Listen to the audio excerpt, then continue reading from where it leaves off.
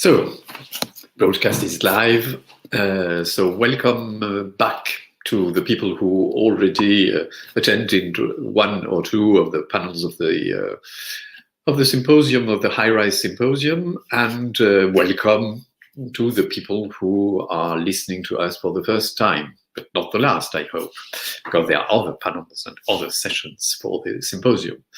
And if you cannot hear us live or attend to the sessions live, you will be able to go on YouTube, the YouTube of the USP, and listen to us later. So the session I am moderating this afternoon is called Living the Vertical City, Daily Life and Social Practices. So it's a second session about some of the findings of the of the research project. And we will see here two different cities, and which are on the one side the smaller Lyon one in France, and the other very big global city of São Paulo,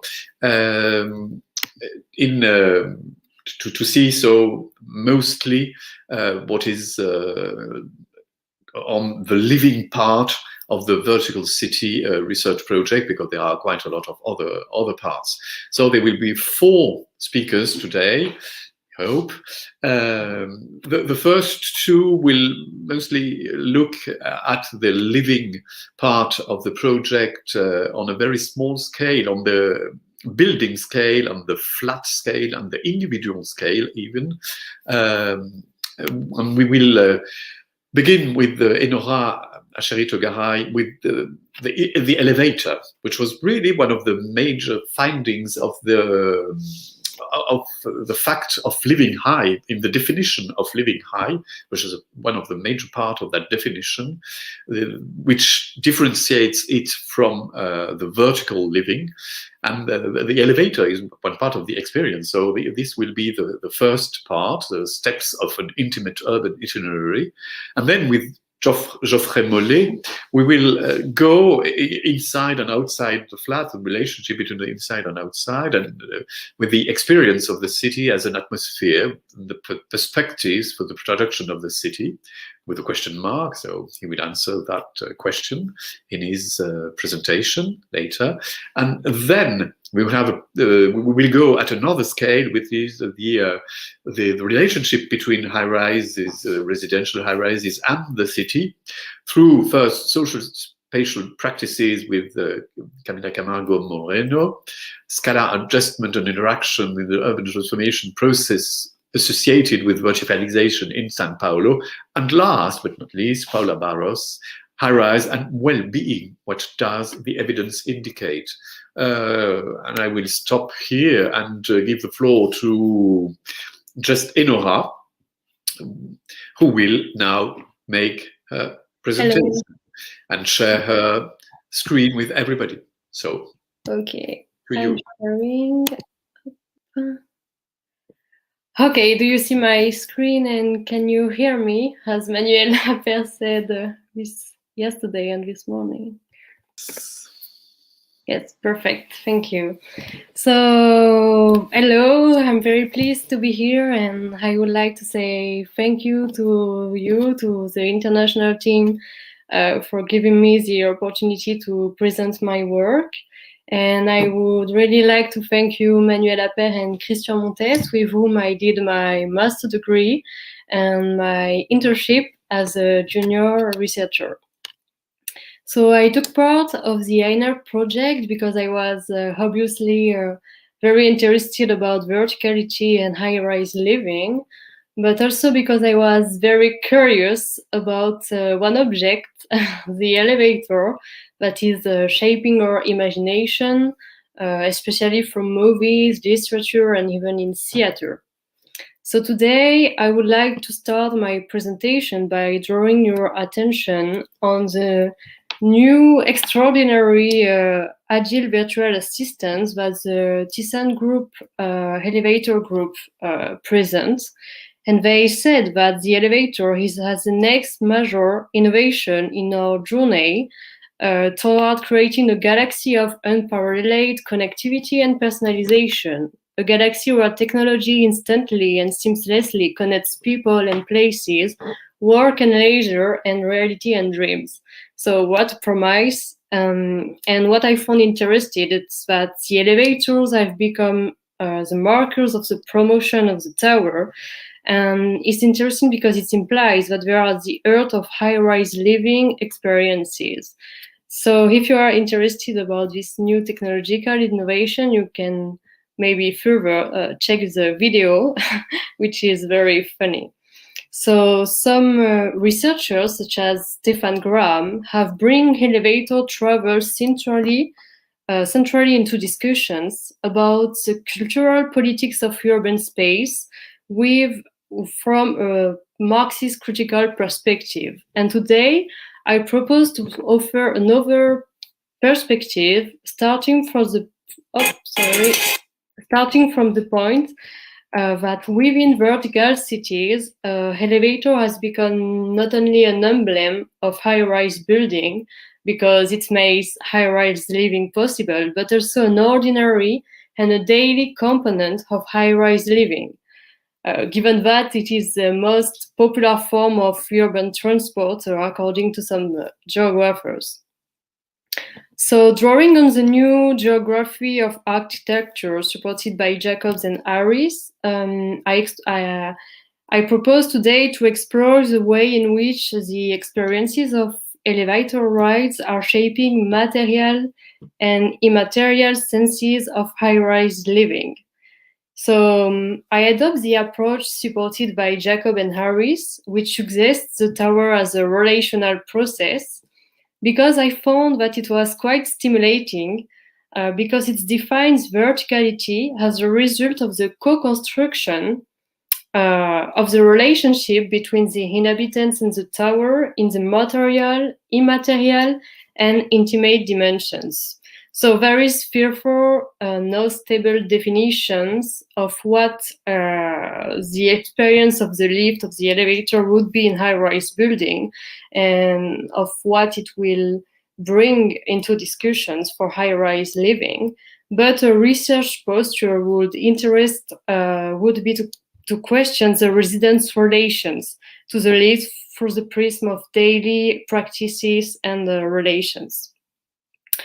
So I assume to make this research that all lived experiences are remarkable in response to Rebecca Russi's work, because these anthropologists, researchers work on remarkable experiences in office high-rise building, and she points out that elevators experiences do not stand up to the time of the literati narrative. That means that she says that it's almost impossible to remember about ordinary experiences, because we all know that we never forget when we are close in an elevator or when we are with someone we don't want to be with. So the challenge and the interest in the issues for this project was really to start to question common ordinary experiences. So yes, it was really about handling these new seats and places by embodying human geography with sociological and anthropological methodologies, using the concept of experience.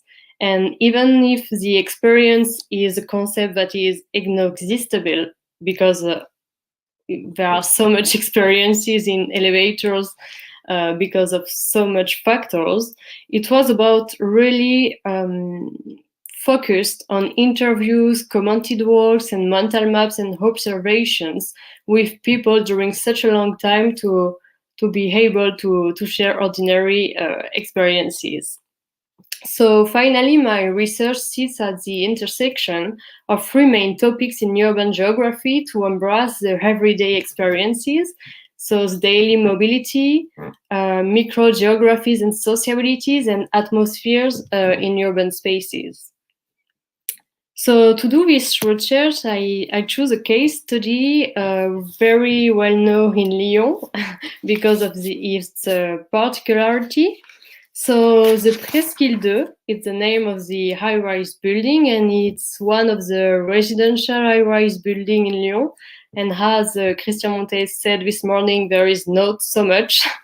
So this building is particular because it is from the 70s, and it was promoted and sold as new waves of living in the city. Why? Because as you can see in the picture on the left of the screen, there is not so much overbuilding in the area, and it offers the view that Geoffrey will present after. Because of the height, so there are like 70 floors. It offers also common spaces with a swimming pool on the top of the building, a tennis court, the healthcare medicine on the first floor, and even convenience stores at the bottom of the building. So in this building, there are almost like 7 elevators that you can see in red on the pictures for 300 flats and almost 1,000 people living inside. So it's really a big building with a lot of people and with a lot of movement.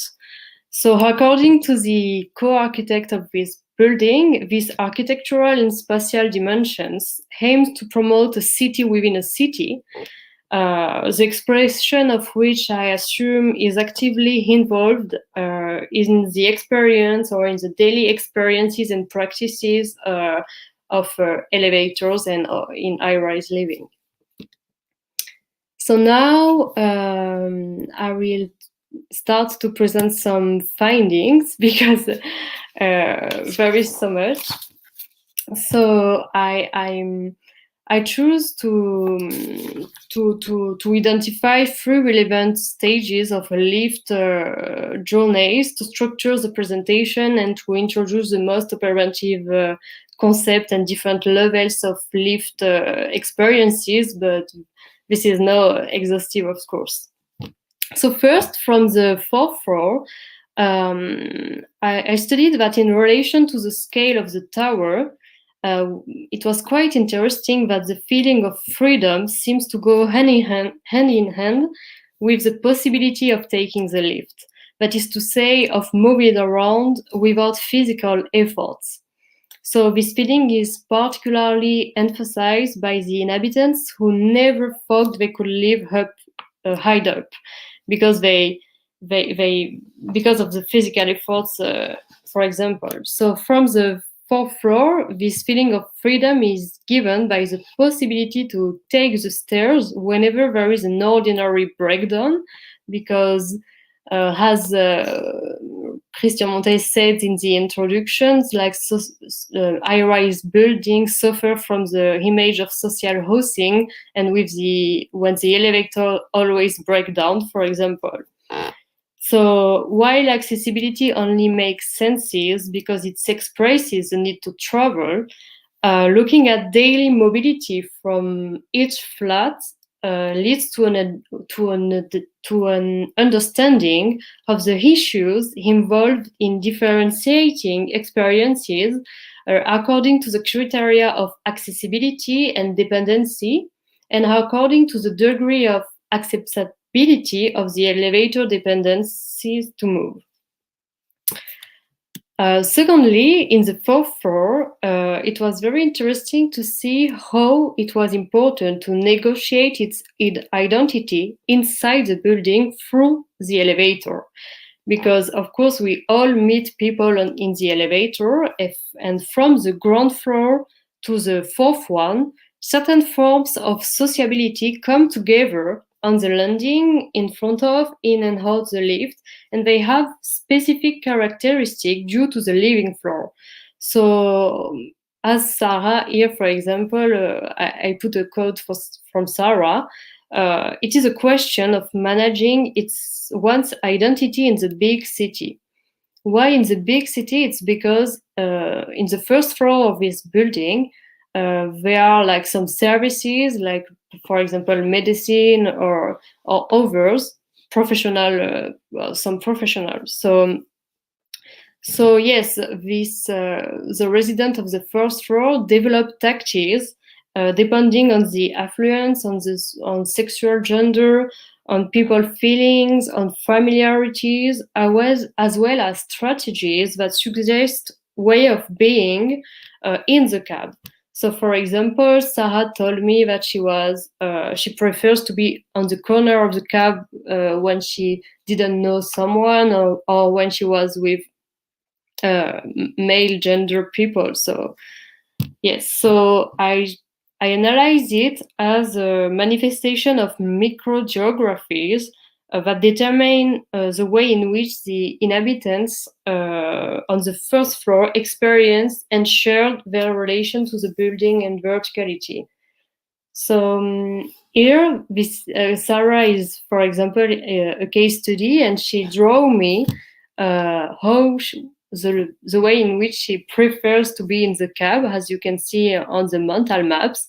But for sure, figures such as families, children, and women have very particular experiences that determine some specificities of the Highrise building, such as in other transport, such as in the metro or other places, urban places. So after, from the ninth floor, the concept of mobility changed. Why? Because from the ninth floor, the required level of fluidity and connectivity to other urban transportation modes is inseparable from the resident experience of the lift, especially for who's working, because the feeling of wasting time, of the feeling of not being on time because of the waiting time in front of the lift makes the verticality appears.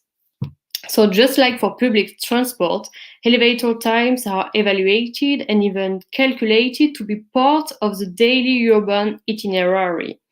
So I related it to the Hartmut Rosa work when she analyzed the acceleration of lifestyle in the body of the modern age. And here, the feelings of lack of time, nervousness, rejection of waiting times because of the lift are day-to-day shaping experiences of verticality. For example, here, Camille, she say, you will loaf between 7 or 8 o'clock. There is a queue everywhere, and she is, for example, less aware of it because on the evening, because she is not in the urban itinerary to go to work, for example. So yes, the inhabitants include and adjust their travel time budget, and it was really a currently subject that we were talking about during the interviews. From the ninth floor, the sociabilities and the relation between people are really different. Why? Because they feel very dependent of the elevator. They have no choice to take it. And the appearance of the cabins, colors, light, noises, everything is undertaken in the experience. And it is at this floor that the security and the safety, because of the dependence, appears as a major issues. So yes, from the ninth floor, the vulnerability caused by the potential machine breakdown increases the attention to the noise, the attentions to others, to the number of people in the elevator. And the issue of safety is fundamental to the perception and to the experience of the journey. So never the doors of the entrance halls should be accessible without an entry code, for example, and they put some new camera, but it's quite a discussion inside the building and from this floor. So yes, it is here that the status of the elevator as an intermediate an intermediate space is specified. So the elevator is at the same time a place where you can be with your neighbors, but it is at the same time places where you can be with some unknown people. Okay, so now from the highest floor. So I put the title Divorcing from Verticality because it was quite interesting to have some interviews that bring out the subject of itinerary and do not, because they were not feeling the verticality as I supposed to. Why? Because even from this floor, the lift ride is perceived as the first segment of daily urban itineraries and on a large city scale, so that the ordinary and everyday experiences of the lift ride is a time in an urban public transport that reinverts the perception of age, the tower, and the relation to even the city. Because people here told me that they do not move from one floor to the next, but from one floor to the city. And for example, for Julie, she's actually working on a big tower in Lyon, the in-city tower, and she starts to watch a movie, or maybe, a part of a movie, a series in the elevator from the in-city tower, and she never starts to watch this movie.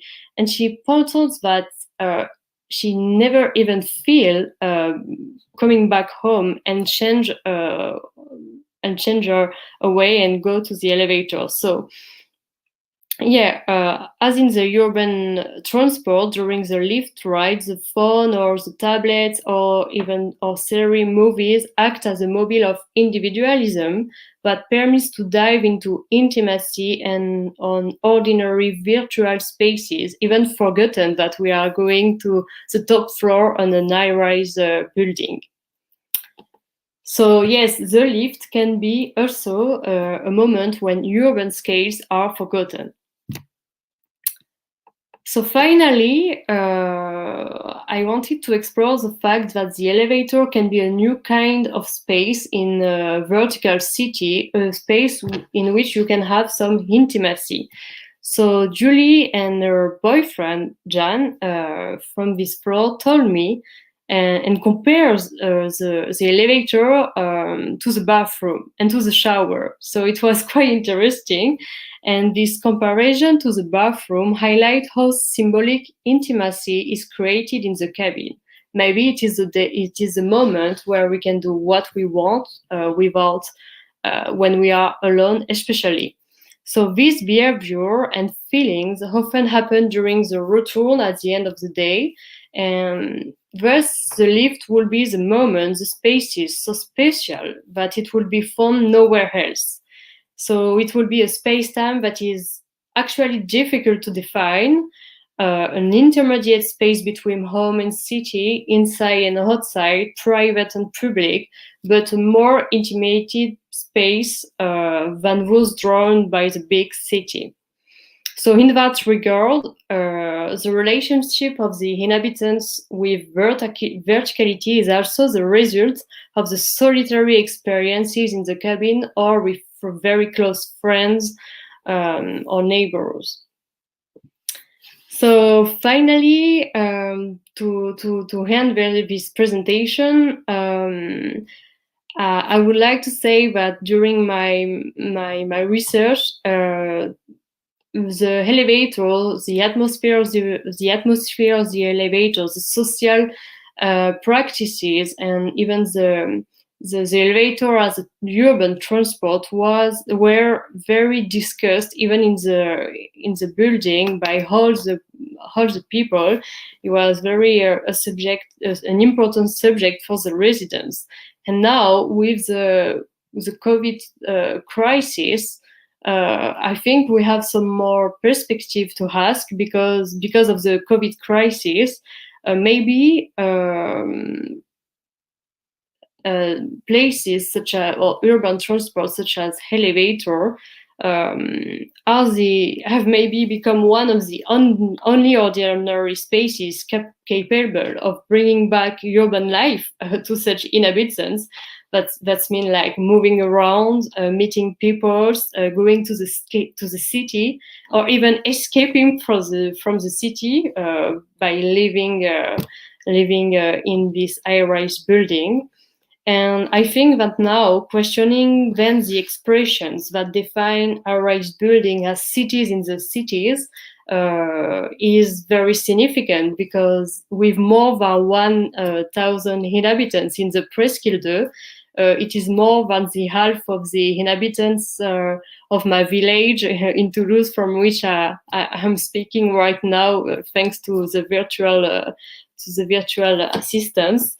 So, and with shops at the bottom of the building, medical services, or even a tennis court on the first floor, accessible with and because of the elevators, I think that maybe the relationship to the verticality and to the city are to be reinterpreted for the role of elevator right now.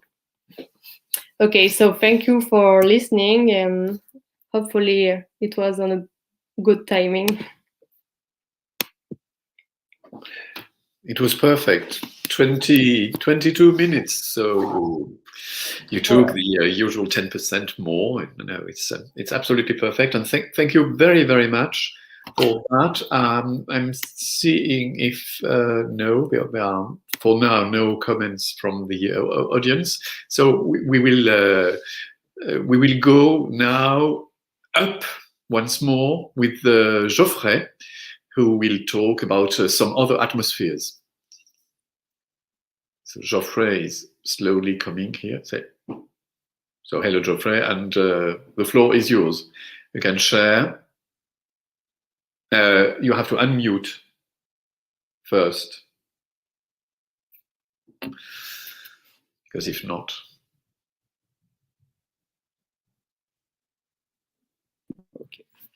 Okay. Seems okay. Okay. I'm seeing the screen. Well. All right.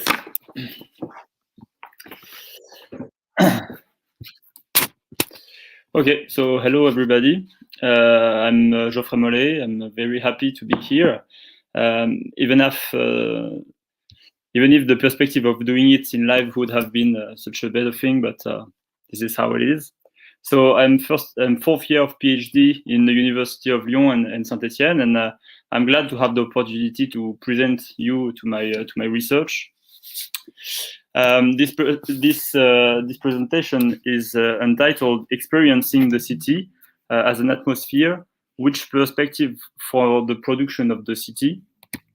It's part of a broader study about the links between the phenomenon of verticalization and the fragmentation of the milieu.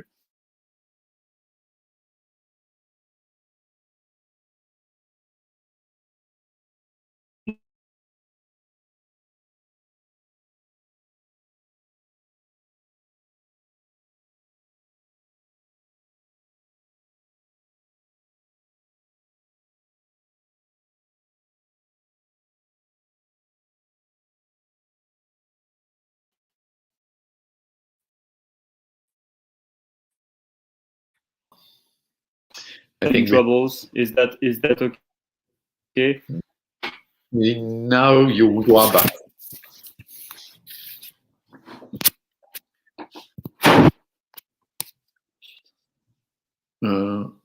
We have trouble hearing you. Okay, or... Yeah, now we hear you. Okay, so I'm I know you went away. I was saying that.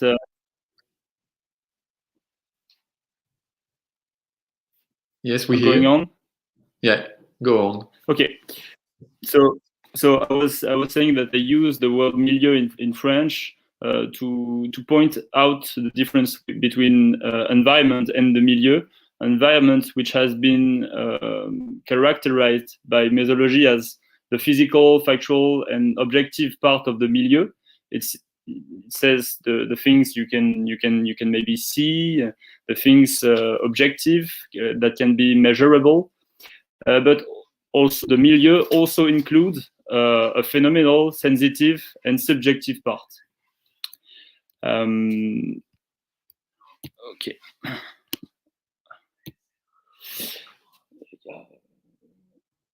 So far, my research showed that the specificity of high-rise living was too difficult to define. Thanks to Tim Ingold's argument, Richard Baxter explained that an inhabitant of a tower couldn't be considered as the same person as an inhabitant of a parcelling residential area. Of course, we can't disagree with this idea, but how can we scientifically prove it? Some hypotheses have been made by different scholars, according to which it would be to construction between the inhabitants and the materiality of the notion of verticality. Enora has just told about this notion just before. I give you two examples of these practices of verticality: the skyline view on the city and the frequent use of the elevator. Even if those to study they do not characterize exclusively the high-rise living. For instance, someone who lives in the mountain has a great view, and someone who is paralyzed and who lives in a collective housing building uses the elevator every time. So in a way, defining the specificities of high-rise living almost insists on the determinism of the tower, and then could lead to an aporia. Indeed, how can we assert that a kind of practice completely excludes? Epistemologically, this is also restraining the scope of research about the vertical city, which should try rather to make links with the understanding of the ordinary and volumic city. Maybe three moves that we have to make theoretically and then practically on the field in the empirical study. The fact is that the tower, to me, shouldn't be considered as research subject, as research objects, and verticality shouldn't be questioned as solely spatial dimension, but through its crosses with the horizontality. Actually, this idea is not new. It refers to the work of Paul Virilio and Claude Parent in their book about the oblique dimension, and more recently to the work of Stuart Eldon called Secure the Volume. We found in this article from Eldon a stimulating approach of the volumetric geometries of political power, used as well by Stephen Graham or Eyal Weizmann. But we should even go back in time until the work of Merleau-Ponty to find the more elaborate reasonings about the volumetric condition of space. This is a quotation.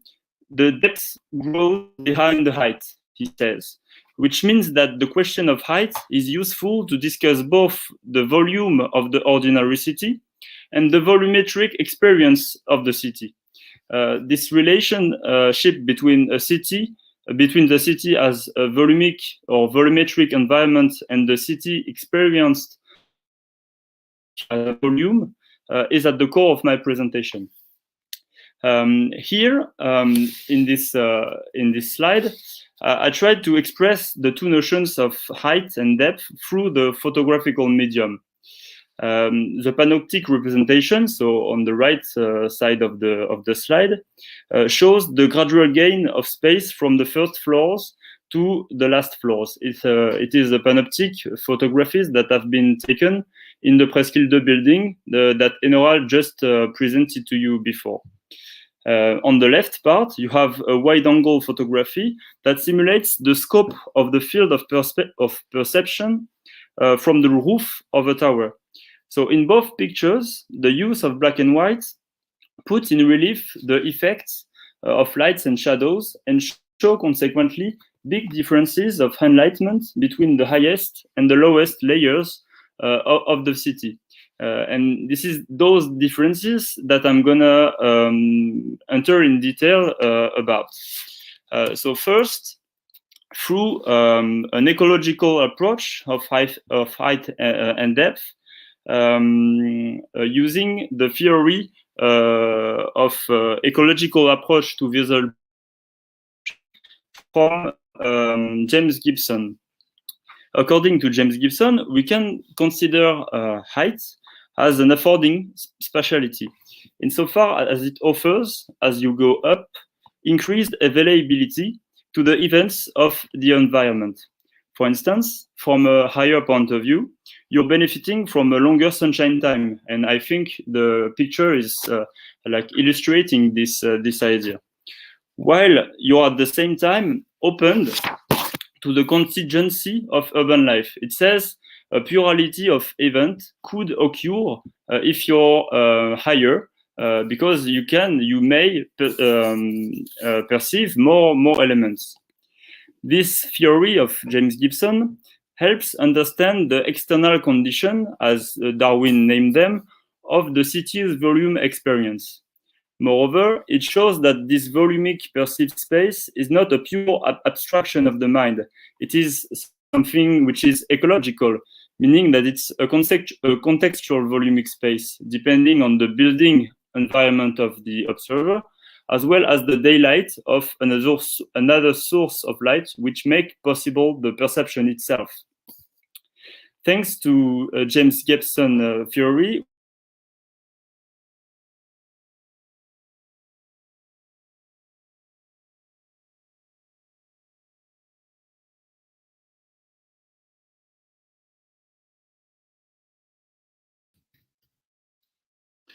Geoffrey has once more disappeared, and I hope we will. Oh, okay. I'm going on. Okay. Yeah, go on. Yeah, I'm going on. Okay. So this thing. So I was saying that according to James Gibson theory, we could maybe treat height as a gradual spatiality that could be identified, considered as a resource by the inhabitants. So I'll come to this idea of height as a resource later on. But first, I'd like to insist on the social outcome of this gain of height, which is providing to the observer. So we are moving from an ecological approach to a political ecological approach. So to understand the meaning of this, we have to come back in the 19th century, where when some thinkers, such as, for instance, Friedrich Engels and Karl Marx, had already understand that the ecological processes were basically entangled, it says intertwined, with the social ones. Based on their early insights, a stream of research called political ecology emerged and became very popular in the field of urban academical research. Mostly Marxist, this stream of urban political ecology reveals the contradictory nature of the process of socio-environmental change and teases out the conflicts they produce. According to some scholars, the capitalist processes create and recreate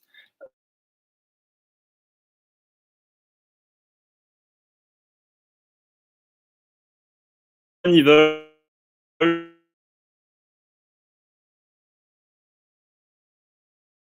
that increase the inequalities between social groups, whether characterized along gender, class, ethnic, or ecological lines. Mainly based on this stream of research, and also the work of Peter Sloterdijk, Peter Hadley, Tim Choi.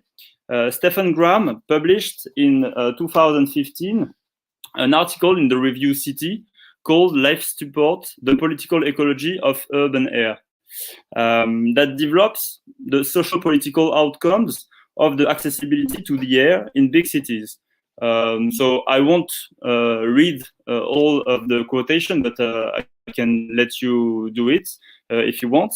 Basically, he denounces the big inequalities in terms of accessibility to the air that produces a big difference between polluted areas and people that can afford those hairy refuges which are not exposed to this pollution. Actually, quotation echoes previous researchers about new projects of residential towers in French cities, which showed that the imaginaries of height were re-evaluated through the discourses of developers.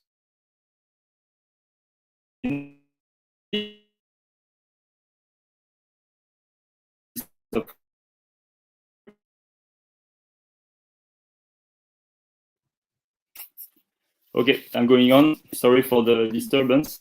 Yeah, I was saying that those new positive imaginaries of height were very much linked to air, view, sky, clouds, as if they were completely composing a new atmosphere of living. And this is the point where I'm progressively going there.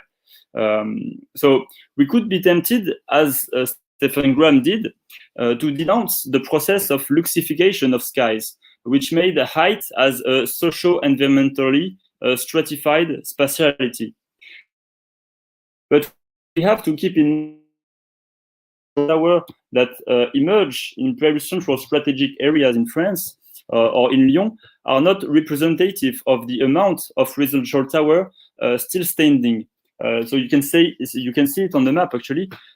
So the red ones towers, and the gray one are the older one. So of course you can see a big difference with Sao Paulo, São Paulo, or London maybe, according to the amount of tower. It's far, you have less tower than in those.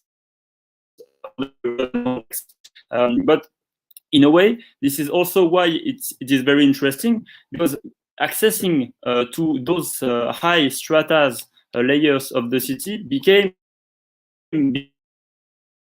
very exceptional experience, and this is what my presentation is about here.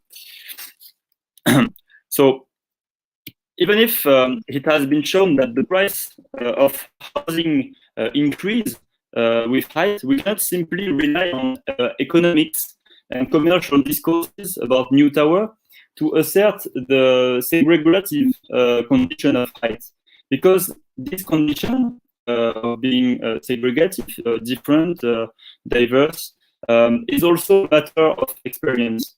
According to Eric Spangedau and Maria Keika, urban political ecology should focus on the political, economic processes that bring about injustice, not on the natural artifacts that are produced through these uneven social processes. Even if I don't disagree with the idea, it seems to me that we cannot propose clear directions for the without taking into consideration the phenomenology of this injustice. And this is how I bring into the debate the notion of atmosphere. This could be to be a sphere to appreciate the complexity geographies. So far, atmosphere has been developed in the German and English-speaking literature as a phenomenological, affective, aerial, and political-oriented approach of sensitivity, grounded on philosophical, ontological, and geographical issues. It is a major notion of the affective turn that some scholars in social sciences saw since 2000. Just like the concept of ambiance, which is more developed in French-speaking, the concept of atmosphere implies to adopt a unified understanding of the sensitive, which redistributes the relation between the subjective and the objective dimension of space. But unlike the concept of ambiance, which tends to emphasize more the situated, the built, and the social dimension of sensory experience, the atmosphere is too little empirical. But yet, if we treat it as an aerial ambience, the notion of atmosphere can be very useful in understanding ecological differences within the same environment, because it socializes them and therefore politicizes them. As we consider it, the notion of atmosphere makes it possible to understand the variations of the experience according to the height, insofar as it is constituted by a multitude of links between the inhabitants, some elements of the tower, and all the perceptible elements that make up its environment. Collecting empirically the experiences of tower dwellers as atmosphere allows us to emphasize the relationships and assemblages that give substance to the complexity of volumetric geographies. So, my here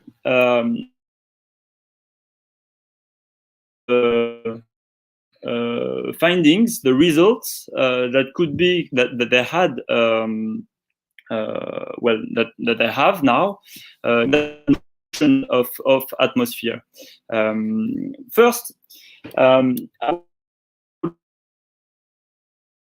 the potential of the notion of atmosphere to reveal the gap between the lived experience of the inhabitants and the discourses of the actors who made actually the towers and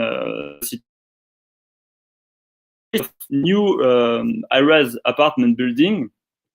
Several examples show that the issue of height is completely unrecognized by the architects and developers.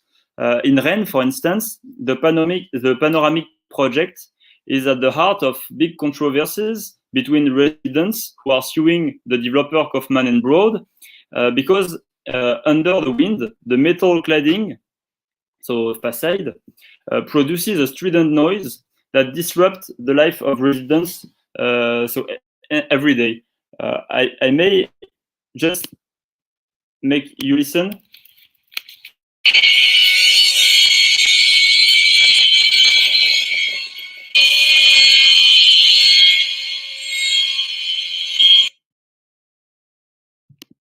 So I hope you heard that. Actually, it's quite surprising, and so you can find on the internet many like interviews about that noise. So it seems strange that the promoters, the developers, don't know that the force of the wind is increasing as you go up in the tower, while it is well known by it is well known in physics or in fluid mechanics, for instance. So therefore, we can ask ourselves: do we have to suppose that these dimensions are hidden from the inhabitant? Actually, we don't know. In Confluence, the brand new towers of famous architects, the inhabitants tell me that they can't just in days very windy because of the fact that the wind may just throw out all of the things standing on the balcony. So many examples in this way show that focusing, well, I'm going a bit faster. Many things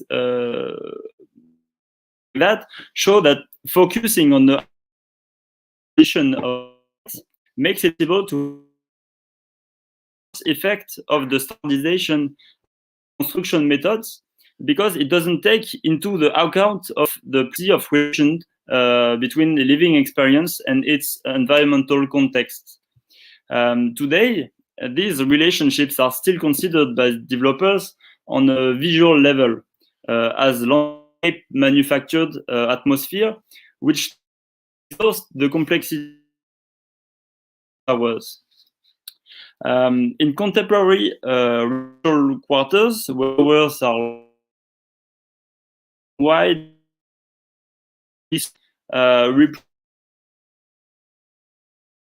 developers is criticized by the residents to the extent that it does not correspond to their lived experience.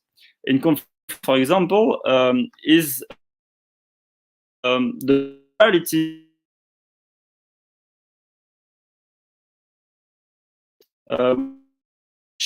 the vegetation, the density of the building, the constant noise of the construction sites, constantly active in contrast to the deficit of social life in the neighborhood. So actually, some residents are saying that if they were at the beginning convinced by the project, the fact that social life doesn't come makes them very hesitant. Gonna stay or leave, but fortunately, they say the price market gets high, got very high, and then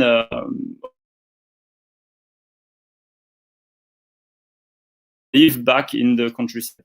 So even if it doesn't prevent finding for most of the residents of the new districts, the fact of living higher was considered as a value more than a marked instance of Fourvière in the top of the city. The feeling of space and the impression of breathing appeared as important qualities assigned to high life in the cities. And I think you can just see it this kind of quotation from last floor of the tower in Confluence, because I had 2 interviews with her before the lockdown and after the lockdown. Actually, the discourses didn't change, and then they even got stronger. Like she was completely sure about the fact that she wanted to be and live on those apartments. But actually, this is not a thing which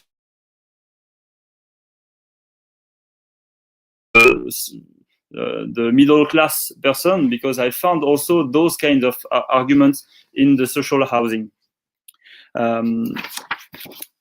In taking height allows the inhabitants to free themselves from the urban intensity, but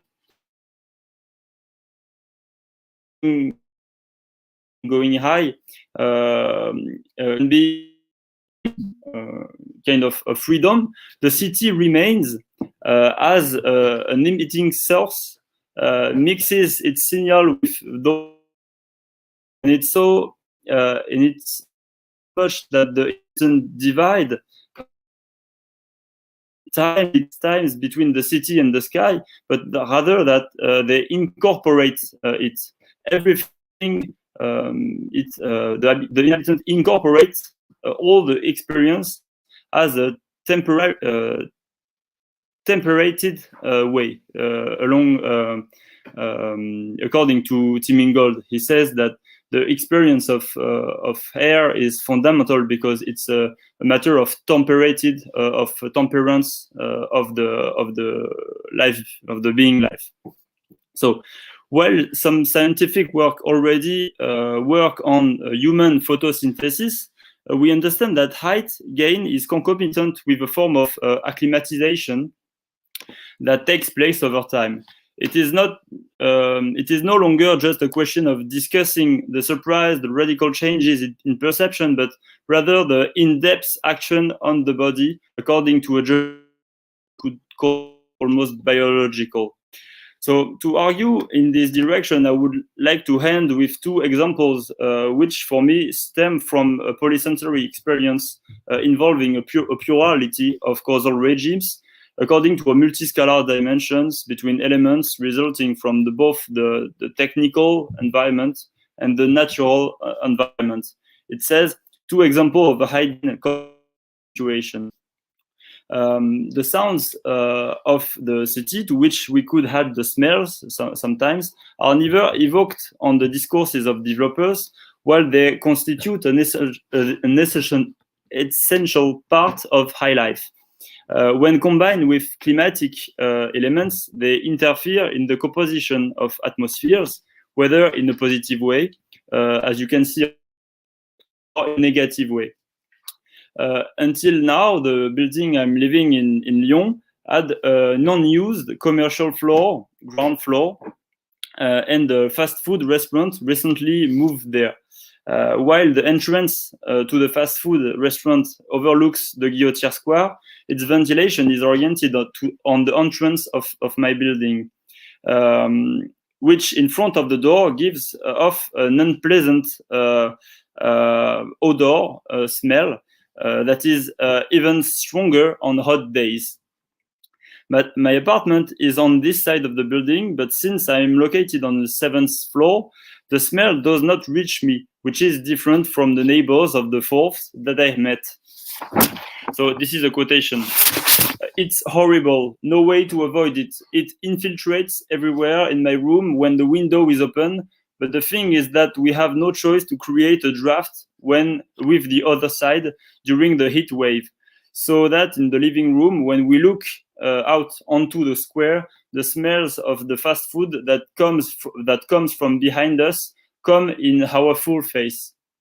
Another example, in a social housing tower near an extremely passenger road in Lyon. During an interview with Amin on the 9th floor, he told me that his daughter's bedroom, as well as her living room, overlooked this very passenger road, and that the dust that was released from its this highway was getting into her nose, her ears. And he told me that he couldn't bring himself to open the window in broad daylight because more pollution would enter the room. As in the previous example, the situation is even more intense in periods of strong heat because the smell is even more pressing, just as the pollution infiltrates further. While in colder period, the condensation of the water air is maintaining it to the descendants floors. So all of this to maybe think about maybe a new ethic of breathing into the city, according to some studies about urban political ecology. But the thing I would like to add on this field could be to involve all of the sensitive approaches to make people, the makers of the city, understand that all of the making of the city is affecting the bodies of inhabitants, and that the knowledge of the experiences of the experiences of the bodies of the inhabitants could be useful to understand and maybe transform in the future the city. To me, we have to stop sectorizing the issues, like separating the issues, and try to use this complexity. But to me, this is maybe how, because the high-rise living is concentrating all of the complex issues of the ordinary city, and maybe use all those issues as a new start, maybe to consider high-rise living, high-rises as laboratories, maybe to imagine and implement new urban solutions, and just testing it with the inhabitants together. Okay, sorry for the delay. Thank you very much.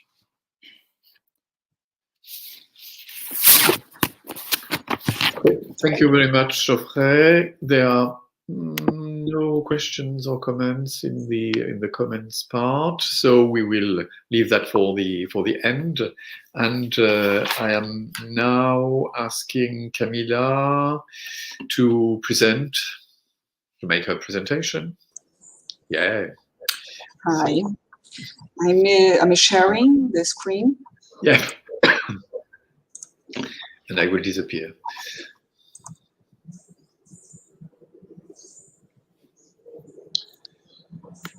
Okay.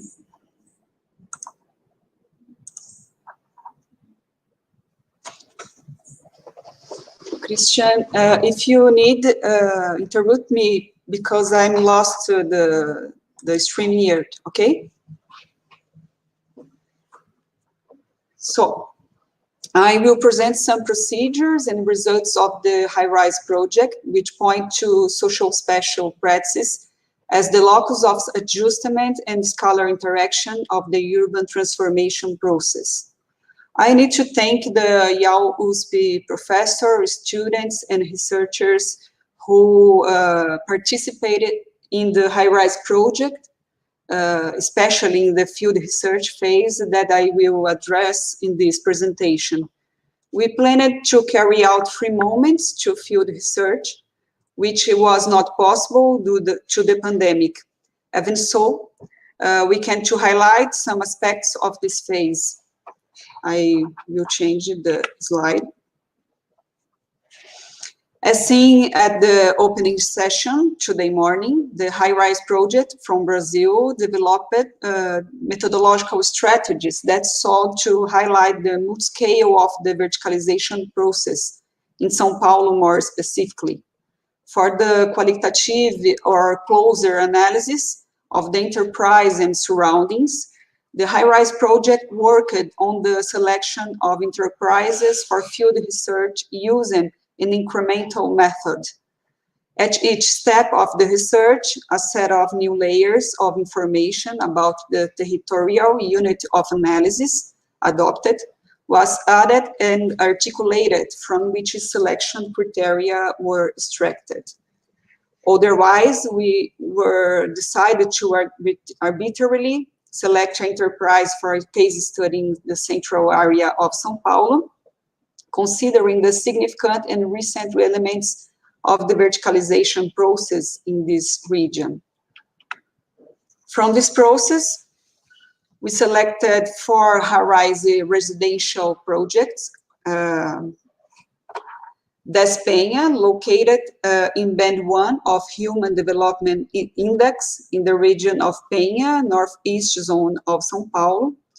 Praças da Vila, located in Band 2 of Human Development Index in region of Vila Prudente in the southeast zone. Setting Downtown, located in Band 3 of Human Development Index at República in central region.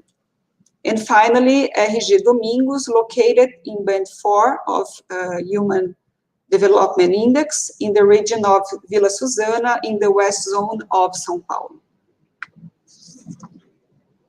So we return to the question about the multiscalarity presenting verticalization process. How are adjusted the scales mobilized in urban transformation on social spatial practices?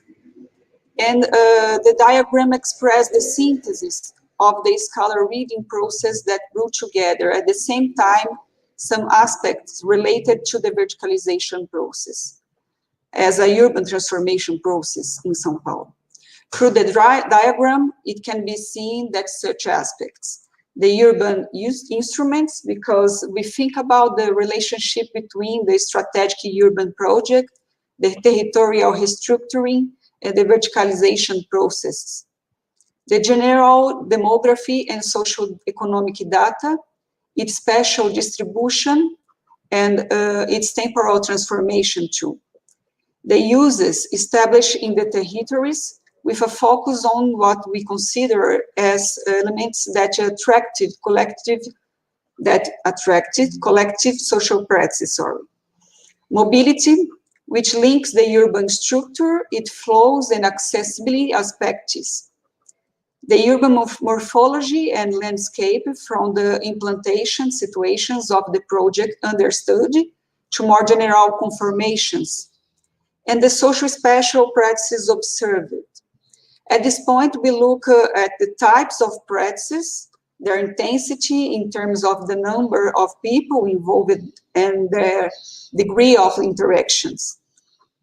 In addition, we noted whether these practices revealed situations of tensions and conflicts related to the use of public space. These elements cross different scales of analysis, from the enterprise and its most immediate surroundings, and the city, read from a determinate territorial unit of analysis.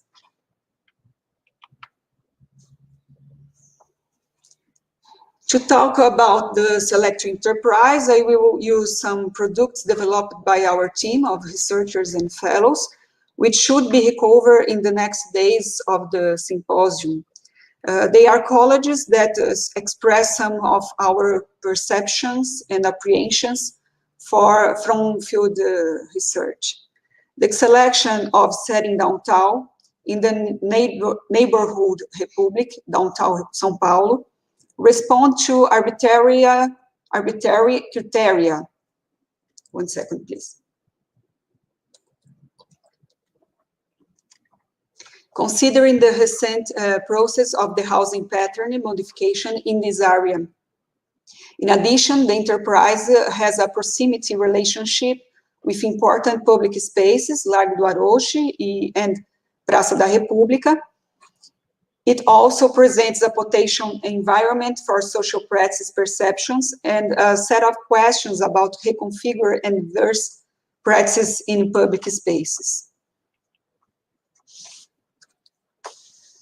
Regarding the Des Penha enterprise, inserted in analysis section corresponding to the lowest human development index, located in the northeast zone of São Paulo at Penha region, we observed the intense and recent changes in the urban structure with a strong presence of social housing movement in the land occupation. In addition, in 2010, the area received the Celtic Quatira, an important educational and social public building that has, in its implementation logic, strong adherence to the dynamic present in the territory.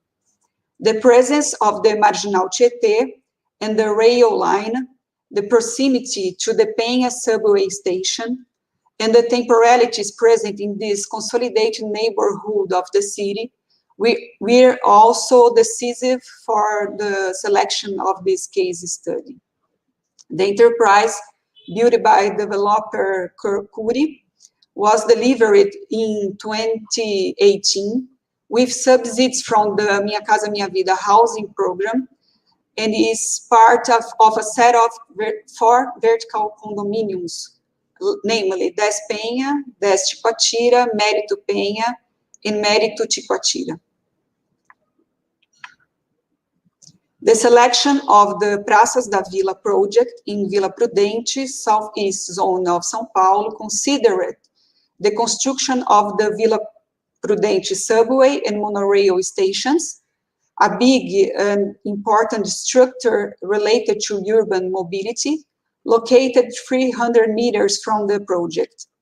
Furthermore, the area presents a close relationship with the public-private consortium operation by Bairros do Tamanduá TI, in a context that already points to an intensive process of urban transformation, with the observation of changing uses, profile, socioeconomic, building types, among others. The RG Domingos Highrise project, located in one of the select polygons in the Vila Susana region of high human development index, was selected due to its insertion in this polygon cluster, conformed by overlapping of the incremental approach and method and the procedure that took into account the public policy of adopting squares. Thus, the proximity relationship established with existing green areas and potential for appropriation of public space was preponderant for their selection, but also the proximity to Paraisópolis, an important popular territory of São Paulo, and Vila Andrade, in view of São Paulo's social spatial heterogeneity. The enterprise is next to Praça dos Cachorros, or Dog Square, a square adopted by the real estate developer Exto, the same developer of the Highrise project. The preliminary definition of research paths or routes sought to establish possibilities of connection between the existing public green areas, as square and linear parks, attractivity buildings such as shopping centers, cultural centers, SESC unities, school and health unities, and provision of public transport infrastructure and services based on georeference database used by the research.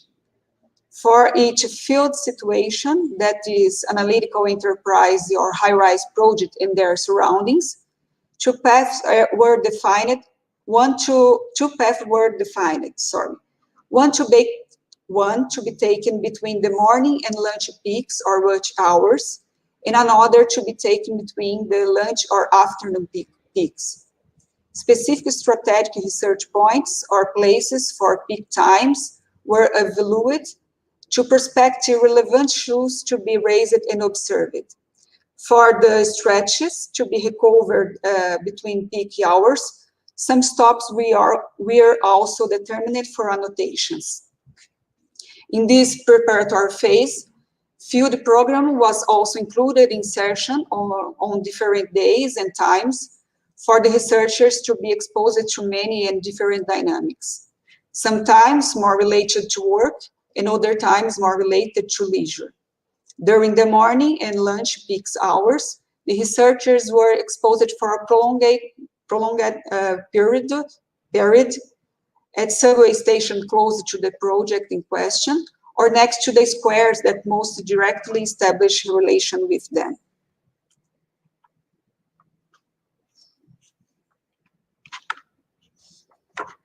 One second. From these points, the walk continued, covering another set of public spaces, commercial and public transport service access, and attractive buildings, where information was also noted in a research application and in a field diary. The researchers also conducted open interviews with some people and took pictures, in the sense that they strongly expressed some aspects related to the nature, frequency, and quality of the observed social spatial practices and social spatial process of the urban transformation. Also included in this black series of cartographies, other products that will more directly respond to an analysis of social spatial practices and their links with the verticalization process. In this, we register some elements related to the urban block morphology, where the enterprise are located. We mark pedestrian access to enterprise and to other buildings on the same block to discuss some fluidity through it. We also mark the visual permeability to the interior of the block to a greater or lesser degree.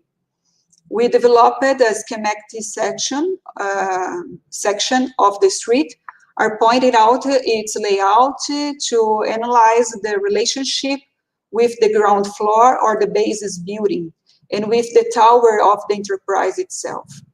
In the infographic, we point to the height of the building present along the street, where the main access of the enterprise is located, complement for other informations. In this order, we record our concerns about social special practices and analyze the existence of tensions and conflicts in the use of public spaces, comparing practices on different days and times of the week. For now, as final observations, we point out that urban territorial heterogeneity is increasingly present in different urban scenarios, characterizing process of social spatial segregation. Having verticalization processes as a cornerstone, we propose an analytical investigator of São Paulo's urban landscape. Under financial dominance, São Paulo's territories present a set of cultural and social practices where social and spatial multi-scale adjustment promote constant urban landscapes transformation. Multifamiliar vertical residential high-rises associated to neoliberal logic of urban space production are products that reverberated over the diluted and mediate forms of use and consumption of the public spaces. Well, we present some procedures and leading questions of the field research. Other research products, like the latest cartographies that I showed, will be addressed in the coming days, and will also express multi-scale adjustments through social special practices. Thank you for now.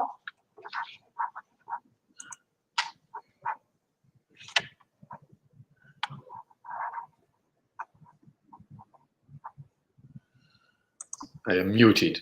So thank you very much for the presentation.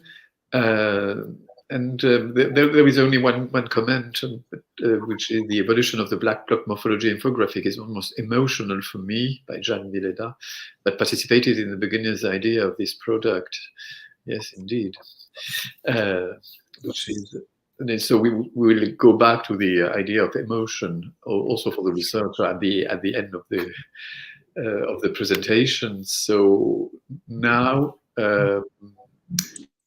we will go to the last presenter for today, Paula Barros, and if she can go on screen to replace me, yeah, it's better.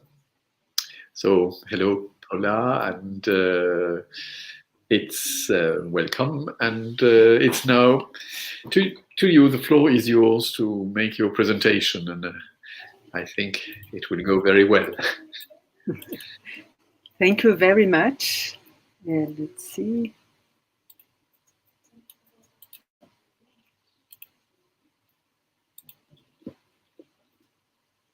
Okay, can you see my presentation? Not yet. We cannot see it. No. I will tell you when.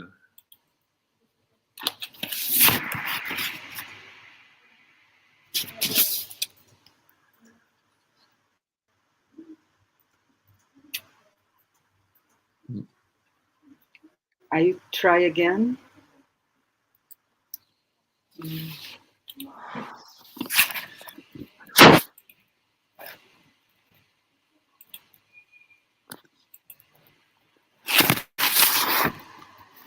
Now, can you see? Yes. It is all well. We see a lot of different things. We see one. Oh, we saw one screen in one screen in one screen, and now it's perfect. Now it's working. Yeah. Now it's working. Highrise on well-being. What does the Yes. evidence indicate?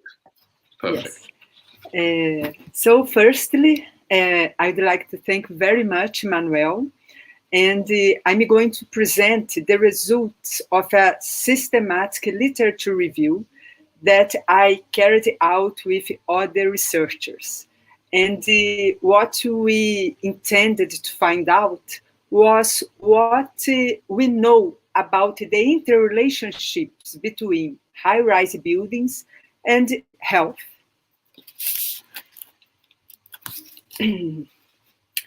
Housing has long been associated with health. Christopher Alexander, for example, in his book Partner of Language, published in 1977, said that high buildings make people crazy. Jungel, in a more recent book called Cities for People, published in 2010, said that high buildings create an unhealthy density. So, what is health?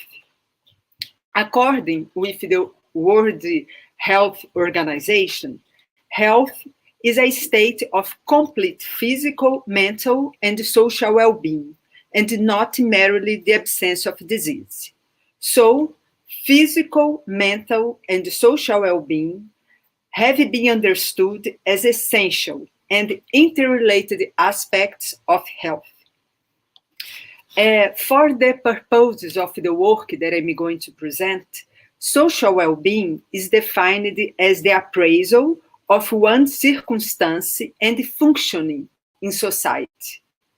Good mental health as a state of well-being in which the individual realizes his or her own abilities, can cope with normal stresses of life, can work productively and fruitfully, and is able to make a contribution to his or her community. There has been a proliferation of high-rise buildings around the world, although the health effects of living in this house type are still to be fully understood. The report carried out by the Council on Tall Buildings in 2018 shows that there was a 464% increase in high-rise buildings with total height over 200 meters in the world from the year 2000. Several factors have driven the construction of high-rise buildings, including urbanization, the need to control urban sprawl, land prices, human aspirations, and many others.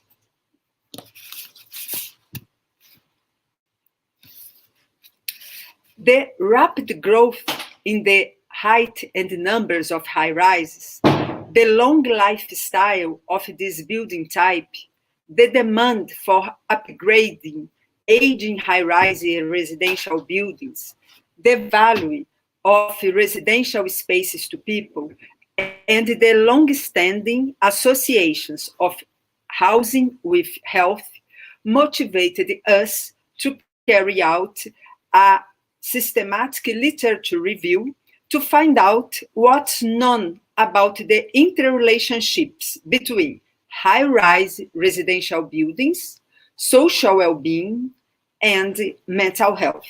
So, what I'm going to present was done in collaboration with Linda, Leandro, Anne, Nicholas, Tiago, Pedro, and Jennifer, and it's published in Cities.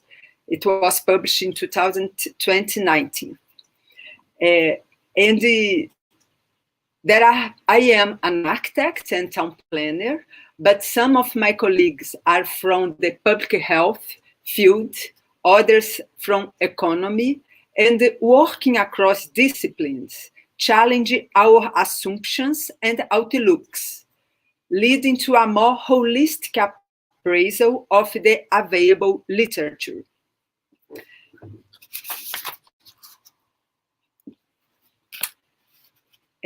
Our results are structured in the following categories: semi-public spaces, such as shared entrances, floor level, such as ground floor, house type, high-rise residential buildings and alternative house types, and streetscapes.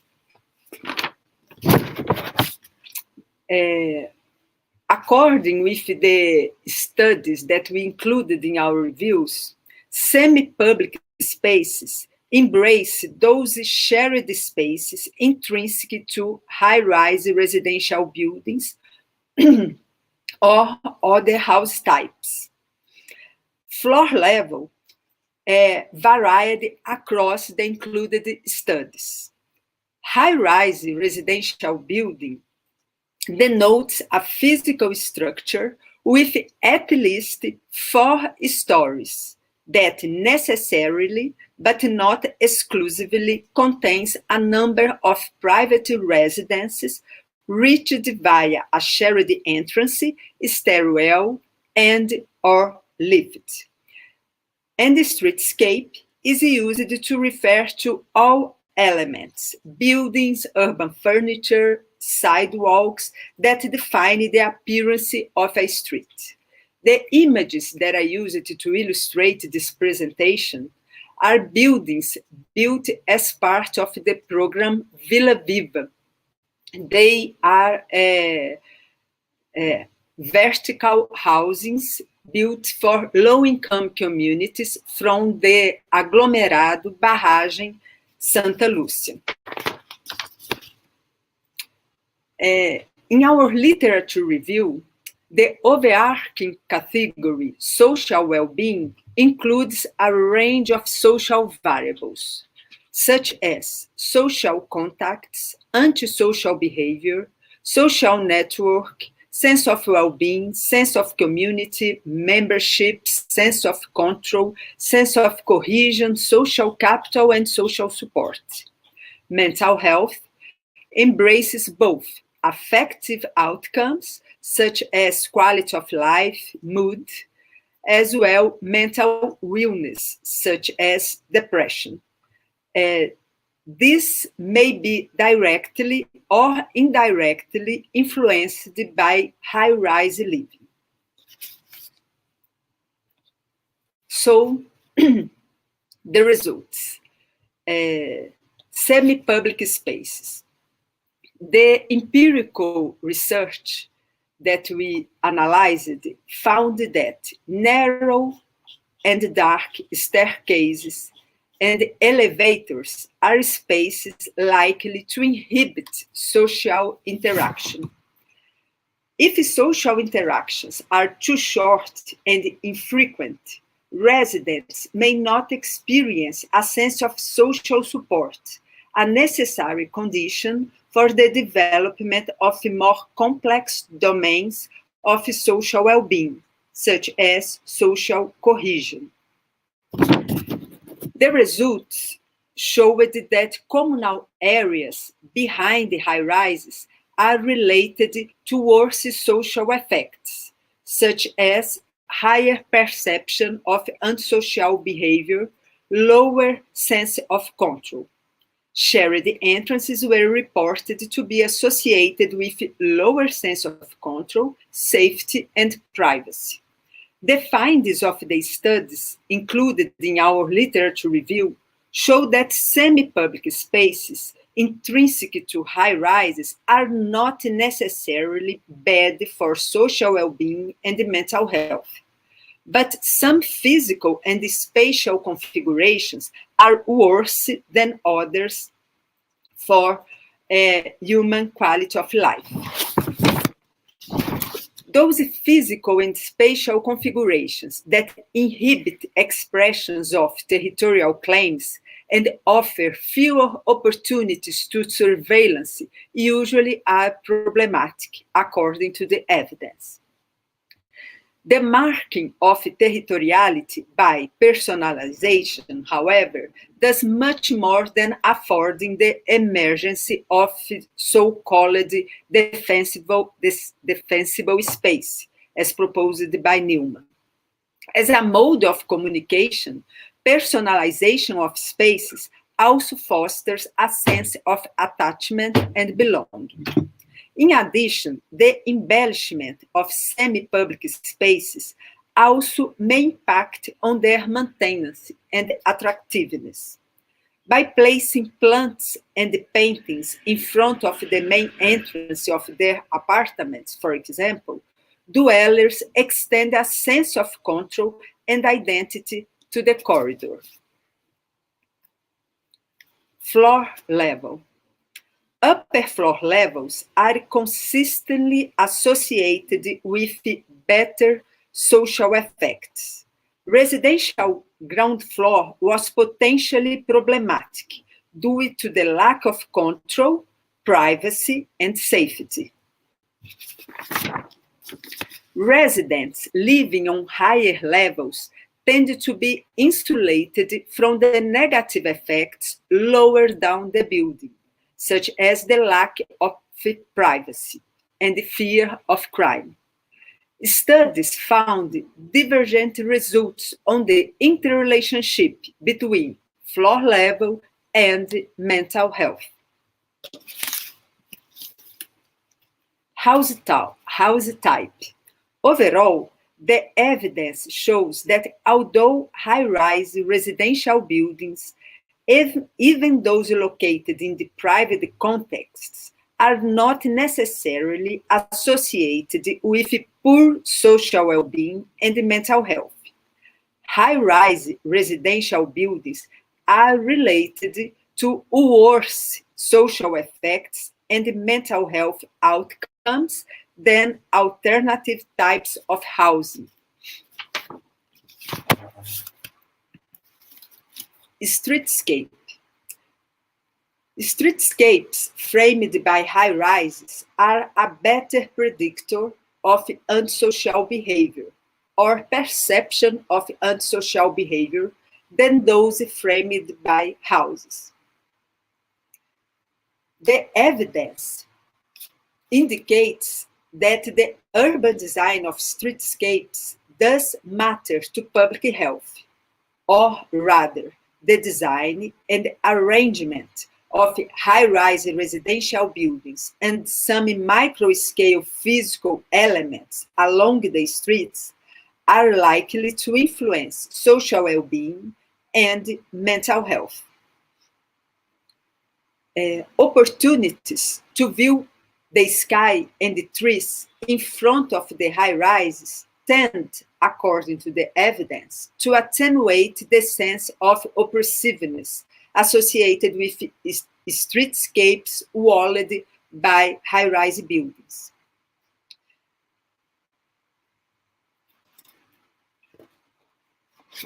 So, designing streetscape with natural elements may contribute to enhance the quality of urban life.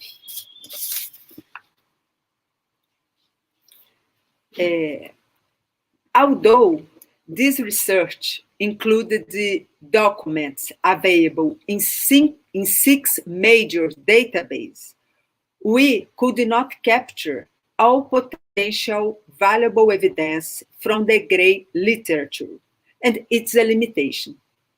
In addition, we did not scan the reference lists of the included papers. Therefore, there is a possibility that some publications may have been overlooked. Some key findings.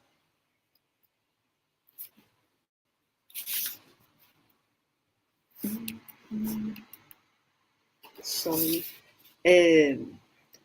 Our review shows a need for a deeper understanding of how planning and the quality of urban design and architectural solutions moderate the harmful effects associated with high-rise residential buildings. In these regards, the included studies explored the social effects and the mental health outcomes associated with generic high-rise residential buildings. From the results of the study selected, it's plausible to hypothesize that design quality moderates the interrelationships between housing and social well-being, which in turn influences mental health. None of the research included how different types of ground floor level, corridors, and urban design qualities moderate the interrelationships between high-rise residential buildings, social well-being, and mental health. These gaps in the literature reinforce the need for interdisciplinary and transdisciplinary research. For example, designers can contribute towards the operationalization of urban design variables such as legibility, permeability, human scale. It's also important to stress that the conclusions of this review may not be applicable to all cities worldwide for three main reasons.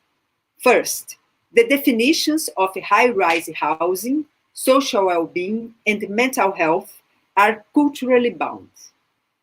Second, many studies examined the social effects and mental health outcomes of high-rise residential building on specific social groups, such as elderly people.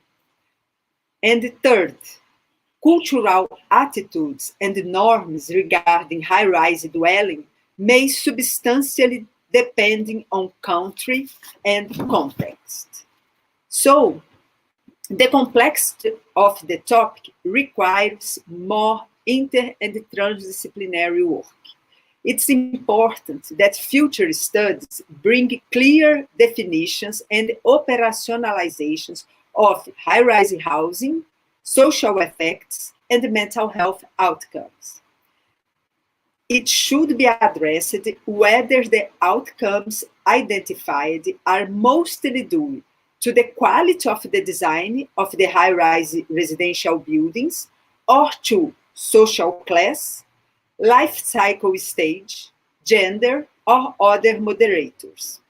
The large majority of papers assessed in our review provide evidence from studies carried out in high-income countries in the global north. An urgent shift of scientific focus to low and middle-income countries, where most of the urban population growth is concentrated, is needed. So, the evidence, although not consistent, tends to support the imposition of height limits by planning authorities, as well as the architectural design of spacious, attractive, and naturally well-lit semi-public spaces featured with natural elements that facilitate personalization and support social interactions are highly needed. To conclude, more needs to be known, and the evidence put into practice of how the design of high-rise residential buildings can influence social relations, positive mental health in cities across the globe, not the least for vulnerable population groups. Thank you very much. Okay. Thank you very much for that presentation, very interesting presentation. And well, I will go on with a question which is linked, the question you addressed, which is linked to the question which was asked to Geoffrey, which is the question of design quality, because you insisted quite a lot in your conclusion in the role of design quality into making a high-rise a good or bad experience for urban dwellers, besides other, indeed. But do you? Well, I suppose that you have an answer. For you, I suppose it's yes. But how to design the best buildings? What is at the heart of the design, which should be taken into account to make it a pleasant experience, so for the well-being of people? Yes, I think that this is a question that I have as well, Christian. And what surprised me through this literature review is that few empirical studies have investigated how the quality of the design influence in this interrelationship. Most of the study focused in generic high-rise residential buildings. So I I think that the first thing is that there is this gap in the research. It needs to be further investigated, how people relate to this typology that's becoming more and more common. I personally, my guess is that the micro-scale aspects of high-rise buildings, the details like articulation, permeability, the views, all of this together will impact in our experience of high-rise buildings. Okay, thank you. And now I go to Geoffrey, who also had some comments by Pierre-Éloi, and saying that do you think the issues you highlighted may result from shortcomings during the development and design stage of these towers? And do you correlate your result with a more technical spatial analysis of layout plans, for example? So it's not exactly the same, but it's linked, I think. Okay. Well, first, I would like to say that about the the visibility of the results of my work. From now, I just made some interviews, some empirical studies with the people, and I don't already treated technically those results, though I think it's possible. Because I made some sound records according to the changing of height, so maybe it would be visible, we can show it, the evolution of sound, the evolution of pollution as well. There are some captors that allowing maybe to see the difference between the lowest floors of the building and the highest one. So this is the kind of analysis I'm trying to make right now. The question of urban design, of course, there are some, I don't remember the word, some mistakes from the developers and the architects. To me, the example of the panoramic tower is one of those examples. But to me, we shouldn't focus too much on those kind of details, because to me, it enters kind of determinism, technical determinism, spatial determinism. So, of course, the materiality of the tower has an effect, a direct effect on the people, and this is more or less the thing I'm trying to show in my research, showing that there are many differences between the lower part of the tower and the higher part. We have obviously some social things. For instance, as I went to middle class, high-rise, high class towers and lower class, social lower class towers, I saw that the question of the view for some of the residents was not relevant at all, because the only thing that they wanted was to have a job. So the question of the view, of course, was not like the central point of their life. And I think that if we speak about the materiality and the design induced effect, I think we shouldn't look only the tower, but also all the environment. Because if we have, for instance, a big highway, okay, all of the people who's living in the side of the highway will be completely polluted. So actually, I think in this case, the tower must be demolished. I don't know, because it's a matter of health in those cases.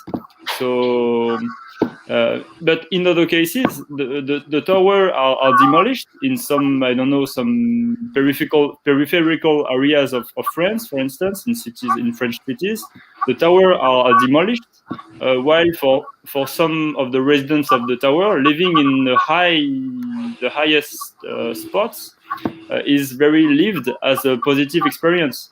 but at the same time, it depends also on the elevator, because if the elevator is like having a problem, the fact of being living high is hell. I met a grandmother who lived in the 13th floor, and when the elevator is broken, then somebody has to carry her. I don't know. So there are very big problem mistakes. I think the elevator is one of the biggest technical elements to me in design, but all of the environment accounts for it to me. Thank you. Paula, do you want to speak? Okay. Yes, I only hearing Geoffrey.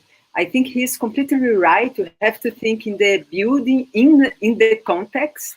And we also needed to recognize that some social groups have different demands. And for example, the review, in fact, showed us that the children and the elderly and the women are those social groups that are most affected by the high-rise building. So for children development, be outdoors, be able to explore the spaces is extremely important for their growth, for their health.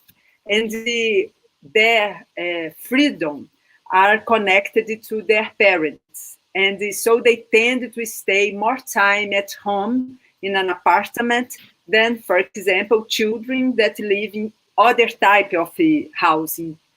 So I only would like to add this other layer, that we also need to take into account the social groups, and there is definitely not a unique answer. It is going to change according with the culture, the geographical context, but at the same time, I think we can identify some partners that may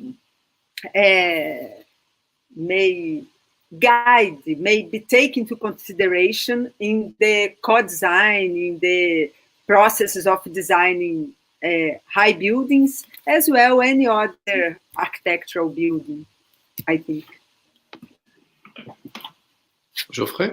Yeah. Maybe two things. I think that the common spaces within the towers are very important to make like social link within the tower. For instance, the tower is very dividing, almost splintering all of the way of life because of the higher the height of the tower. It differentiates a lot the way of life. So I think like putting common spaces, like maybe in the middle of the tower or in the top, could be some very interesting things. I know some towers in Lyon that are like this.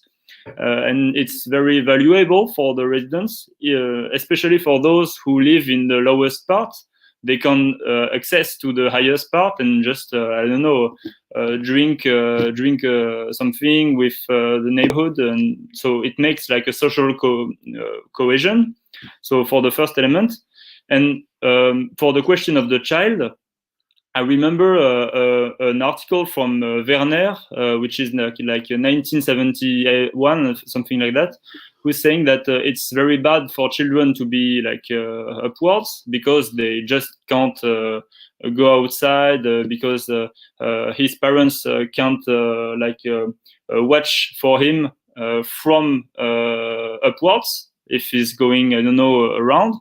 But to me, like Jane Jacobs was saying, the problem is not. The problem is that at the foot of the tower, like around the tower, the fact that there's no like real social life, because if it was a real social life around the tower, there would have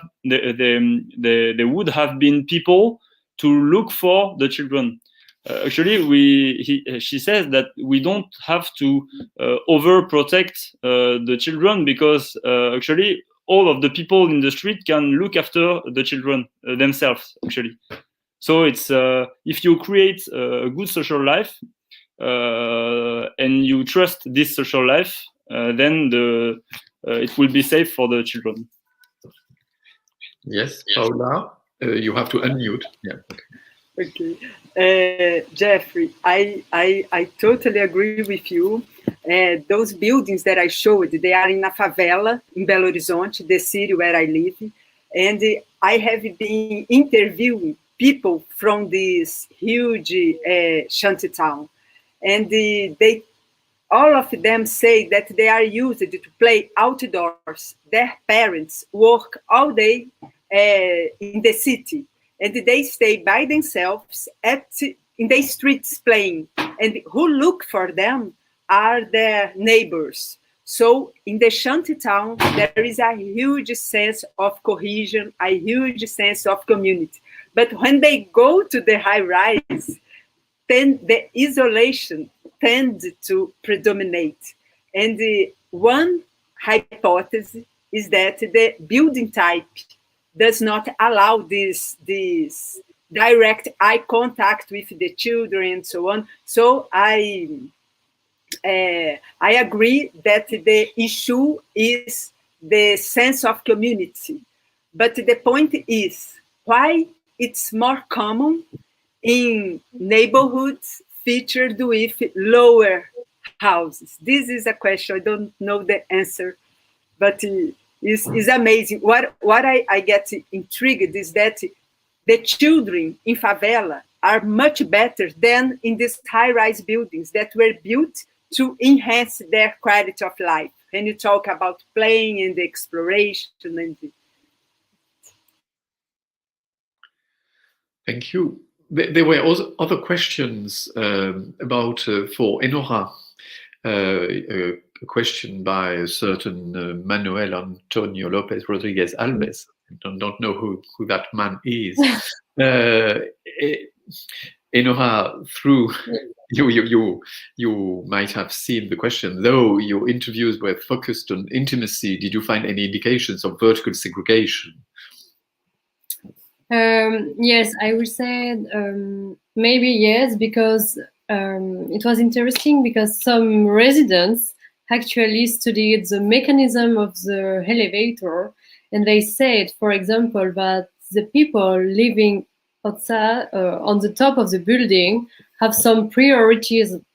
So there were the priority for the elevator was like a very discussed subject, even if you have just to wait 10 seconds more than others. So in this point, I think there are some vertical, or maybe, I don't know, but the residents can feel some vertical segregation. And more, I think that all the women really feel some vertical segregation because of their status in the elevator, and as you said just before, in all the itinerary and in the common spaces and during all the way of the movement inside and outside the building. So what happens outside the building, in the city, in the street, happens in the elevator also. So there are some vertical segregation like that. And moreover, in my case study, there was like a swimming pool on the top of the building. And for example, going to the swimming pool was not even an idea for the people living on the first floor. And they were much more closer to the street and to the bakery or the common shops, and more used to go here than in the swimming pool to enjoy these services, even if they are paying such as the other. So yes. Thank you. And there was another question, well, part question by Mariana Abreu. she said that in Santos, Brazil, cases of lot of arguments related to the use of elevators, mainly by the beginning and end of the day. And so you also noticed some sort of temporalities into the use of elevator, people perhaps avoiding the use at certain times or using them at other times just to avoid being with other people and going in heated arguments or waiting too much. Yeah, it was such a subject, like to have intimacy during the elevator trips, like how to avoid hovers and how to not be during the peak times that you can encounter in the city and you encounter as well in the tower. But maybe there is another idea, that the fact that, for example, the older people which were not working were not avoiding this peak hour. They were trying to be with others, to meet people, and to not feeling alone, and to not just use the common spaces and the elevators alone, and feeling maybe yes, alone in such a big tower. So there is two phenomenon, I think. Like, one is like, yes, I want to avoid people and I want to have my privacy and my special moment in this kind of tower. And another is like, no, I want to meet people because I'm alone in my flat. Okay. There was another question which might be answered, and which the answers have already been a little bit given, and we will have a round table on April 15 about that, the consequences of the pandemic. It's a question by Jeanne Villela. It's to Paula, but everybody can answer. I would like to know what your impression are about the aspects of mental health and social consequences in post-pandemic life. In high-rise building is the consequence that you might indeed, because Geoffrey showed that some people just are better off in a post-pandemic. They say, well, I am all above, it's very good. Enora said that there were changes because of that. And so what do you think? Did you, well, I suppose that in the literature you read, there was no pandemics, but there might be something like the elevator is broken, or the environment changed dramatically. For instance, if you are having a standalone tower, you have a beautiful view and so on, and then, wow, a new highway has been constructed, other buildings are coming, there is much noise that there were not. So the changing circumstances in some sort of crisis. You have to unmute, yeah. Okay. Well, what you found in the review was that the social interactions are key to mental health, to the sense of well-being. So with the pandemic, being indoors, I think it has an impact on the health as a whole. And in Belo Horizonte, again, there was, and I think that in many parts of the world, during the pandemic, several public spaces, actually now, are locked down in Belo Horizonte. And the key public open spaces, they are fenced, and there are guards to don't allow people to get in the public urban squares. For example, there is a really famous one here called the Praça da Liberdade. It's the second time that it has been fenced. So it for me, it shows how the social interactions are important to people. And as soon as they remove the fences, as they done before, everybody goes back to these public open spaces, and from my point of view, to see other people, including unknown people. So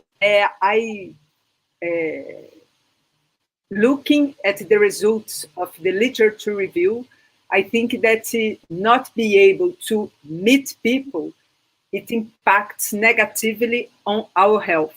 And I tend to think that as it is a human need, as soon as the pandemic is controlled, people will come back very quickly to the public open spaces and use the squares and so on. So I think, yeah, I only think that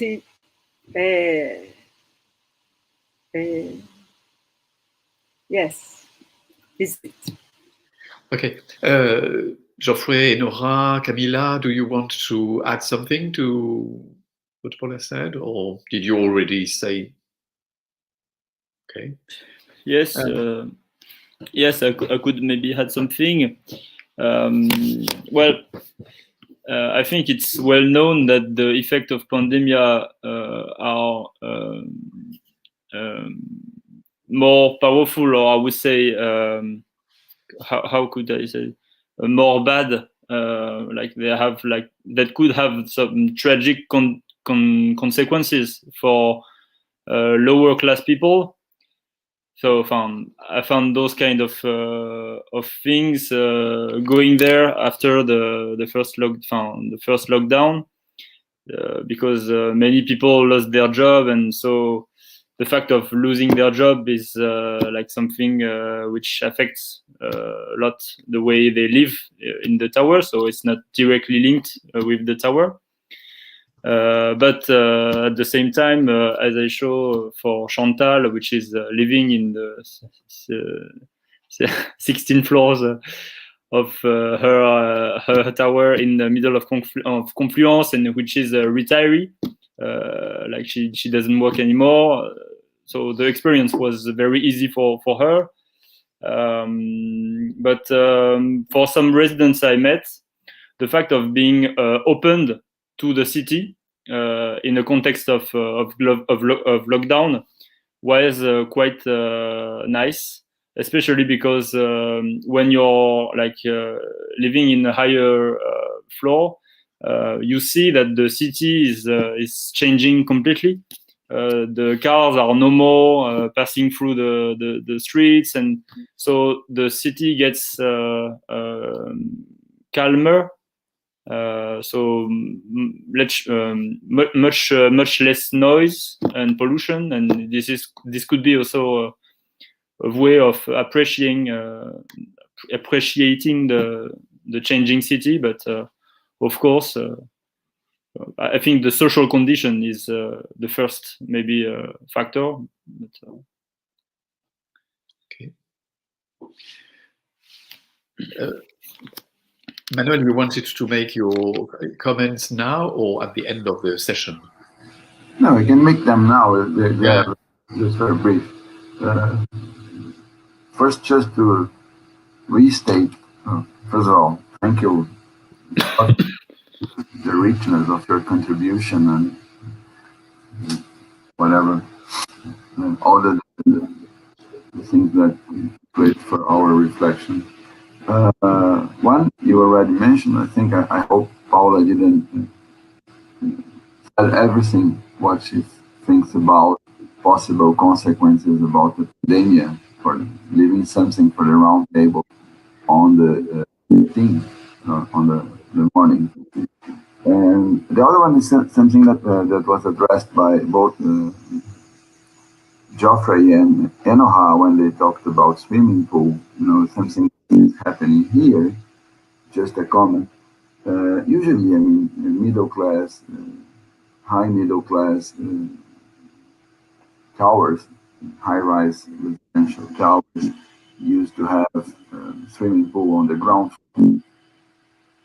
About 3-4 years ago, you see some buildings where the swimming pool is on the penthouse, using the highest floor, and that's related to the landscape as a spatial capital, as some other researchers commented yesterday. And recently, talking to a developer, it was funny because he mentioned to me that because of what Enora said about vertical segregation, they even are changing the typology of the buildings, having a larger embasement until the 50th floor, 60th floor, or and so on. And then you have the swimming pool, not in the top floor, but that intermediate level, in an intermediate level, because some people said, oh, didn't feel comfortable because of the aspect that I mentioned. And the last thing I want to very briefly comment is that the work that Camila presented, I mean, it was also really the result of a collaborative construction. I mean, it's something that we built together even in some workshops, with some other researchers. The diagram, for instance, or what we call it mandala. It's not a mandala, but just for fun of it, we named it mandala. It's in carbon, and it was also an intention to test it if we had the chance to go to the two other planet fieldworks and ask people how do they see it. But anyway, just these three brief comments. They are not really questions. Thank you. And well, just 5 nanoseconds or 3. Okay. So I think there are no more questions. I will just wrap it a little bit up, because what we saw is that, well, as in other ways of living, indeed, but high-rise living is also a question of identity, of personal identity, and the way one is relating with the world. In French, we use the verb habiter le monde, well, just to inhabit the world and the relationship of one's to the world, which is quite interesting. We went from microgeographies to macrogeographies, and what is also quite interesting is the relationship of the building with its environment. We talked a lot about that, and Camila made a very thorough study of what was going on outside the building and in relationship with the building, and also sometimes the inside outside with the people who were able to go to some part of the building and to be inside while being also outside, which created a lot of tactics and strategies by people in and out the elevator, to use from the flat to the view and to the city, and also between the inside and the outside. And also the very important of what is what has been studied by all of you, which is the emotions. You can call it atmosphere, like the aerial ambience, or some experience inside, well-being, mental health. You have the various modalities about which have been addressed through different words by all the people there, and in an embodied way, because it's not only a building indeed, but it's mostly people inside something and outside something, and inside outside, and it goes also, what is very interesting, beyond the visual. The visual part is very important indeed, but it's far beyond that. Even in the work of Geoffrey showed us some magnificent sets of images, but the discourse about is that it's not only an image, it's a sensation, it's an emotion inside, caused by the image, and then caused by the relationship with the flat, the view, the building, inside and outside. And so that also is one of the very interesting outcomes of the project, just to be able to address all these parts. And also, on another level, height is a resource, it's a privilege, but it might also be something which is a disease or something like that, or lived as something negative or positive, which creates a segregation also. So, and at the end of the day, not to make a pun, it's also something which has to be put on political agenda in a broad sense, which is in a planning agenda, and well, to have a mental health policies, and also Geoffrey ended his talk with something which was more political, just to say we have to address that, and not only to be spectators of such things, but just to act and to what we also wanted to do in our project with a lot of hindrances, as we also say. So we also have to have our own tactics and strategies just to make our work something more than just an academic work, good or bad academic work, and this symposium is also one way of doing that, showing the work through YouTube, which we will not have perhaps 10 million followers, but well, we have tens of followers up to now. So I think that with that, I will close this day, except if Manuel wants 5 nanoseconds more, or even 10.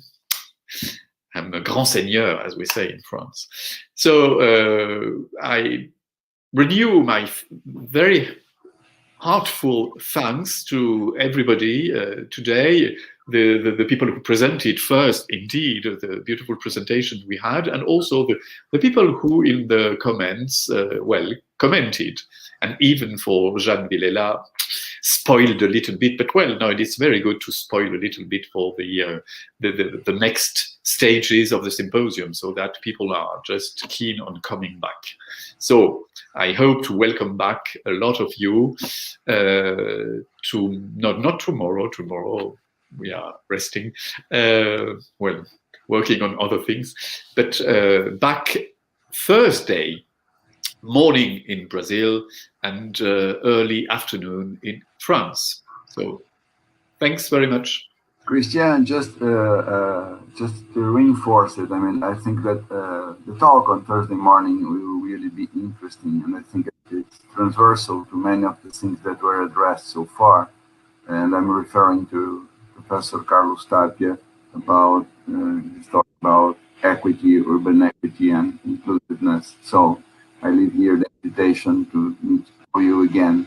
Yeah, it will be the first of the 2 conferences of the symposium. Yes. So with someone who has really the time to set a thought around one of the core concepts of our project, which was inclusiveness. So and then equity, not inclusiveness. Okay, thank you. Bye. Thank you all. Bye. Bye. Thank you. Bye-bye. Thank you, Paula. Thank you, Enora. Thank you. Thank you, Geoffrey. It was a pleasure. Yeah. Bye-bye. Bye.